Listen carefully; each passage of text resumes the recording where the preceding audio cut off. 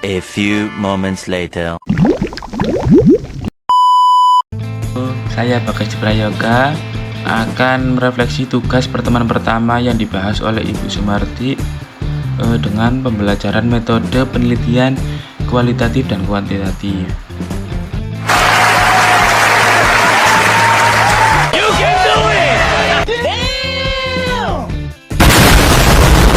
Pertama, metode penelitian.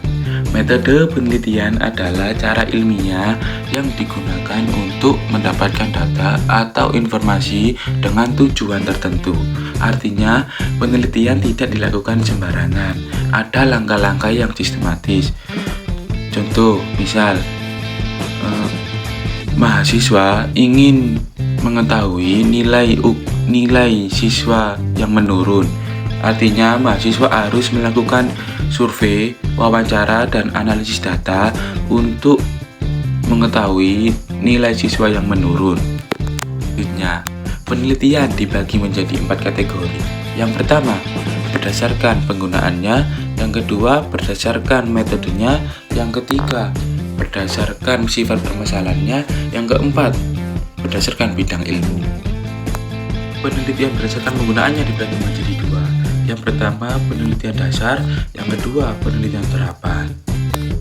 Penelitian dasar adalah penelitian yang bertujuan untuk mengembangkan ilmu pengetahuan dan bukan untuk langsung digunakan secara praktis. Artinya fokus pada teori. Biasanya itu penelitian dasar bisa digunakan dalam jangka panjang. Contoh, penelitian tentang teori perilaku manusia. Penelitian terapan. Penelitian terapan yaitu penelitian yang secara langsung untuk memecahkan masalah praktis. Misalnya, penelitian cara meningkatkan prestasi siswa dan penelitian metode belajar siswa yang efektif bagaimana. Yang kedua, penelitian berdasarkan metodenya. Yang pertama, penelitian historis. Penelitian historis yaitu penelitian yang mempelajari peristiwa dari masa lalu yang bertujuan untuk memahami kejadian yang sudah terjadi. Biasanya sumber datanya itu dari arsip, dokumen lama, dan catatan sejarah. Kelemahannya biasanya datanya sulit dikontrol karena penelitiannya dari masa lalu. 2. Penelitian filosofis. Penelitian filosofis yaitu penelitian yang membahas tentang pemikiran dan konsep secara mendalam karena menggunakan logika dan pemikiran filosofis. 3. Penelitian observasional. Penelitian ini biasanya dilakukan dengan cara mengamati suatu fenomena secara langsung tanpa melakukan eksperimen.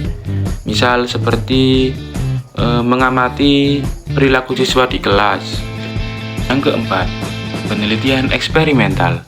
Penelitian ini biasanya dilakukan dengan cara melakukan eksperimen atau percobaan yang bertujuan untuk mengetahui sebab dan akibat. Misalnya, apakah metode belajar A lebih efektif daripada belajar metode B? Yang terakhir, penelitian berdasarkan sifat permasalahannya. Pertama, penelitian deskriptif.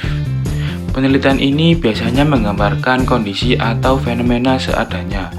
Misal, penelitian ini untuk mengetahui tingkat disiplin siswa. Biasanya penelitian ini tuh hanya menggambarkan kondisi saja, tidak melihatkan sebab akibatnya. Penelitian perkembangan. Penelitian perkembangan yaitu penelitian yang biasanya mempelajari perubahan atau perkembangan dalam suatu hal dalam jangka waktu tertentu.